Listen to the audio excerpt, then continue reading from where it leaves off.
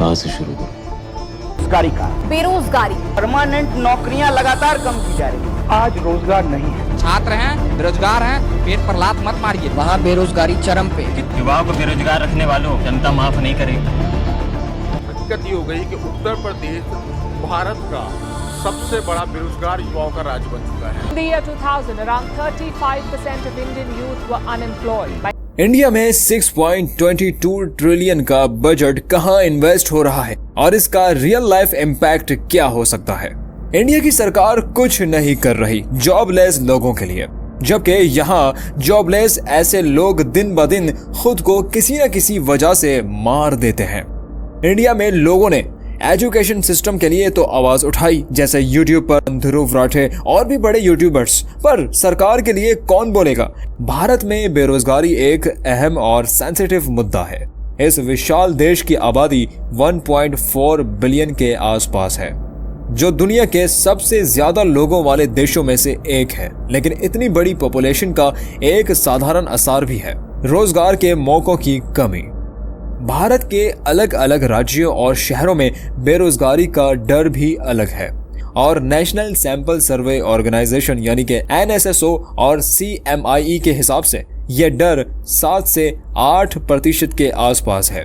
कई जवान और एजुकेटेड लोग जो इंजीनियरिंग, मैनेजमेंट या साइंस की पढ़ाई करके नए जॉब मार्केट में आ रहे हैं, उनको भी अपनी फील्ड के अनुसार सही जॉब्स मिलना मुश्किल होता है। आज हम इस वीडियो में एक्सप्लोर करेंगे कि क्या इंफ्रास्ट्रक्चर डेवलपमेंट और गवर्नमेंट के नए इनिशिएटिव से बेरोजगारी का हल बन सकता है। क्या नए हाईवेज, एयरपोर्ट्स, रेलवेज और इंडस्ट्रीज का विकास जवान को नए रोजगार दे सकते हैं। हम देखेंगे कि सरकार का 6.22 ट्रिलियन का बजट कहां इन्वेस्ट हो रहा है और इसका रियल लाइफ इम्पैक्ट क्या हो सकता है। बेरोजगारी का डर भारत में हमेशा एक चुनौती रहा है।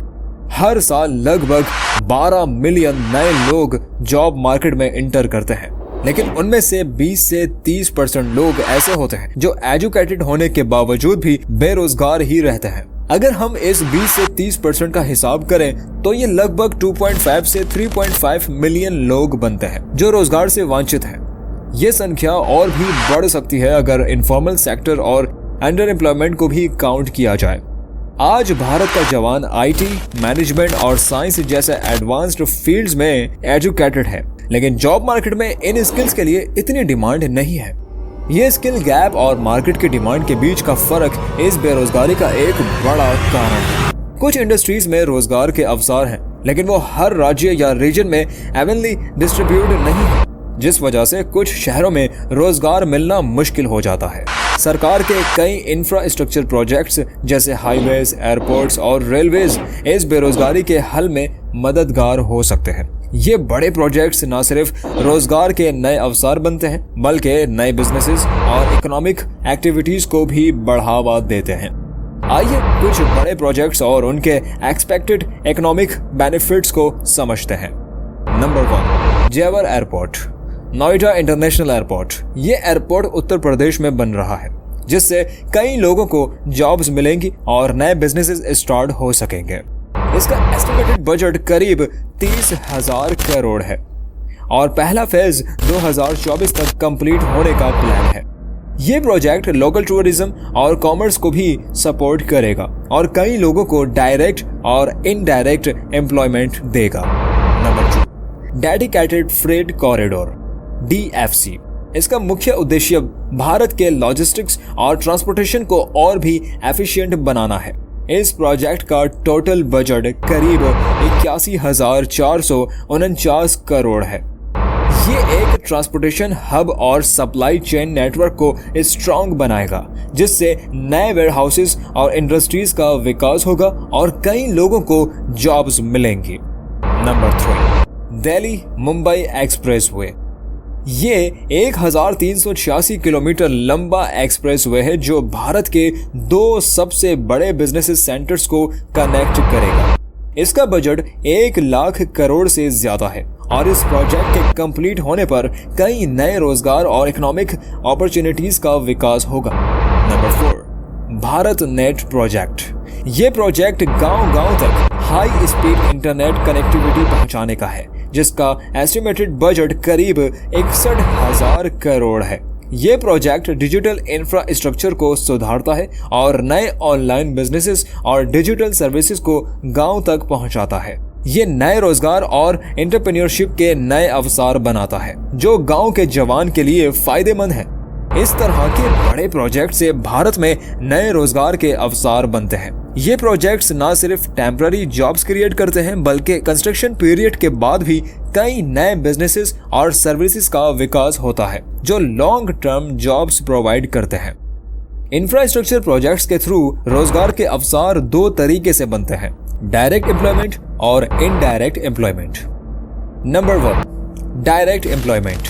इंफ्रास्ट्रक्चर प्रोजेक्ट्स में काम के दौरान कंस्ट्रक्शन लेबर, इंजीनियर्स, प्लानर्स और मैनेजमेंट स्टाफ जैसे कई प्रोफेशनल्स को सीधा जॉब्स मिलती है। एक बड़ा प्रोजेक्ट हजारों लोगों को सीधा एम्प्लॉयमेंट देता है। फॉर एग्जाम्पल, जेवर एयरपोर्ट के कंस्ट्रक्शन फेज में ही करीब 10,000 से ज्यादा लोगों को काम मिलने की एस्टिमेशन है। Number 2, indirect employment. जब ये प्रोजेक्ट्स कंप्लीट हो जाते हैं तो नए transport services, hotels, food services और लोकल वेंडर्स के बिजनेसेस को बढ़ावा मिलता है। प्रोजेक्ट नए बिजनेसेस और सपोर्टिव इंडस्ट्रीज का विकास करता है जिसे हम इकोनॉमिक मल्टीप्लियर इफेक्ट कहते हैं। ये नए शहर या टाउन्स में लोगों को जॉब्स मिलने के नए अवसर भी बनाता है। भारत सरकार ने जवानों और बेरोजगार लोगों के लिए कई इनिशिएटिव्स और स्कीम्स भी शुरू की हैं जो नई स्किल सिखाने और रोजगार का विकास करने में मददगार हैं। नंबर 1, प्रधानमंत्री कौशल विकास योजना यानी कि PMKVY। इस योजना का उद्देश्य जवानों को टेक्निकल और नॉन टेक्निकल स्किल्स सिखाना है ताकि वो नए स्किल्स प्राप्त करके अपने लिए जॉब्स ढूंढ सकें या अपना बिजनेस शुरू कर सकें। नंबर 2, स्टार्टअप इंडिया और स्टैंड इंडिया। इन स्कीम का उद्देश्य नए एंटरप्रेन्योर्स को फाइनेंशियल सपोर्ट और टैक्स बेनिफिट्स देना है ताकि नए बिजनेस और स्टार्टअप्स का विकास हो और रोजगार के नए अवसर बने। Number 3, Mahatma Gandhi national rural employment guarantee act यानी कि MGNREGA। गांव में बेरोजगार लोगों को 100 दिन की गारंटीड एम्प्लॉयमेंट मिलने का वादा इस स्कीम के जरिए किया गया है। ये स्कीम ग्रामीण क्षेत्रों में बेरोजगारी को कम करने में मददगार है और उन लोगों के लिए भी है जो टेम्पररी जॉब से वंचित हैं। नंबर 4, अटल इनोवेशन मिशन यानी कि AIM। इस मिशन का उद्देश्य जवानों में इनोवेशन और एंटरप्रेन्योरशिप को बढ़ावा देना है जिसमें इंक्यूबेशन सेंटर्स और रिसर्च के लिए फंडिंग भी दी जाती है। इंफ्रास्ट्रक्चर प्रोजेक्ट्स का एक और मेजर बेनिफिट इकोनॉमिक ग्रोथ में देखा जा सकता है। अक्सर देखा जाता है कि हर 1 रुपए के इंफ्रास्ट्रक्चर इन्वेस्टमेंट से करीब 1.5 to 2 रुपीस का GDP ग्रोथ होता है। जब नए हाईवेज, रेलवेज और एयरपोर्ट्स बनते हैं तो इससे पूरे देश में प्रोडक्टिविटी और कनेक्टिविटी का विकास होता है। इकोनॉमिक ग्रोथ से सरकार को टैक्स रेवेन्यू भी बढ़कर मिलता है जो उनके फ्यूचर प्रोजेक्ट्स में इन्वेस्ट होने के लिए यूज होता है। जब लोगों के पास जॉब्स होती हैं और वो सैलरी अर्न करते हैं तो इनकम टैक्स और GST के रूप में भी सरकार के पास रेवेन्यू आता है। ये सर्कुलर इकोनॉमी का कॉन्सेप्ट है जिसमें रोजगार और टैक्स रेवेन्यू दोनों इंटरकनेक्टेड हैं। लेकिन ये सोचना कि सिर्फ इंफ्रास्ट्रक्चर इन्वेस्टमेंट से बेरोजगारी का समाधान हो जाएगा, ये भी एक तरह की गलत फहमी है। इंफ्रास्ट्रक्चर प्रोजेक्ट्स हर जगह और हर राज्य में इम्प्लीमेंट करना मुश्किल हो सकता है और कई रीजन्स में लोग अब भी बेरोजगार हैं क्योंकि ये प्रोजेक्ट्स उन तक पहुंच नहीं पाते। एक और चैलेंज ये है कि कई नए प्रोजेक्ट्स हाई स्किल्ड लोगों को जॉब्स देते हैं लेकिन अनस्किल्ड या लो स्किल्ड लोगों के लिए ये उतने बेनिफिशियल नहीं होते। जैसे IT और डिजिटल इंफ्रास्ट्रक्चर से जॉब मार्केट में स्किल्ड लोगों का डिमांड बढ़ता है लेकिन लो स्किल्ड वर्कर्स को जॉब मिलना मुश्किल हो सकता है। अगर हम इंफ्रास्ट्रक्चर डेवलपमेंट को बेरोजगारी का एक सोल्यूशन माने तो ये अपने आप में सही अप्रोच है लेकिन ये एक पूर्ण हल नहीं है। भारत सरकार की 6.2 ट्रिलियन का इंफ्रास्ट्रक्चर प्रोजेक्ट्स में इन्वेस्टमेंट से न सिर्फ नए रोजगार के अवसर बनेंगे बल्कि नए बिजनेसेस और इकोनॉमी में नई ग्रोथ एवेन्यूज भी डेवलप होगी। लेकिन इसके साथ ही जवानों और एजुकेटेड लोगों के लिए नए स्किल्स और ट्रेनिंग के अवसर भी बनने चाहिए ताकि वो नए और बदलते जॉब मार्केट में अपना पोजीशन बना सकें। इंफ्रास्ट्रक्चर और डायरेक्ट एम्प्लॉयमेंट सेंट्रिक इनिशिएटिव्स का एक बैलेंस बनाना ही आगे की ग्रोथ और स्टेबिलिटी का फार्मूला हो सकता है। भारत के जवान को एक स्ट्रॉन्ग और स्टेबल जॉब मार्केट की आशा है और इंफ्रास्ट्रक्चर का ये इन्वेस्टमेंट भारत की इकोनॉमी को मजबूती और स्टेबिलिटी दे सकता है। आगे आते समय में सरकार को और भी पॉलिसीज और स्कीम्स बनानी चाहिए जो डायरेक्टली यूथ और स्किल्ड लोगों को उनकी शिक्षा और स्किल के मुताबिक जॉब्स दिला सकें।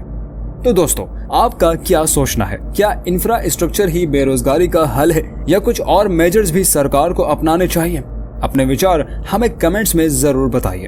अगर आपको ये वीडियो पसंद आई हो तो लाइक कीजिए, शेयर करें और हमारे चैनल को सब्सक्राइब कीजिए ताकि आपको ऐसी ही इम्पैक्टफुल टॉपिक्स और एनालिसिस देखने को मिलें।